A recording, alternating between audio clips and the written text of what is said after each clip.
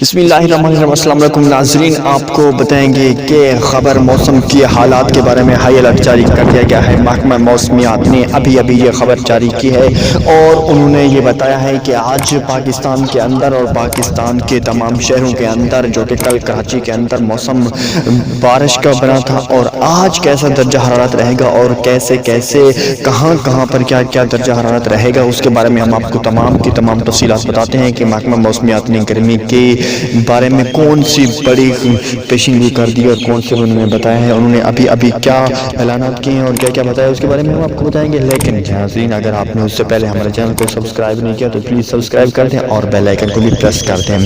ناظرین، آپ کو بتائیں گے کہ محکمہ موسمیات نے یہ ابھی اعلان جاری کیا ہے کہ انہوں نے کہا ہے کہ کل جو کہ کراچی کے اندر بارش ہوئی تھی، آج پاکستان کے اندر بہت زیادہ حد تک یہ 70 سے 80% تک پرسپشن ہے کہ آج بارش ہوگی، اور پاکستان کے اندر مختلف جن میں ڈی جی خان، بہاولپور، پکھر، لیا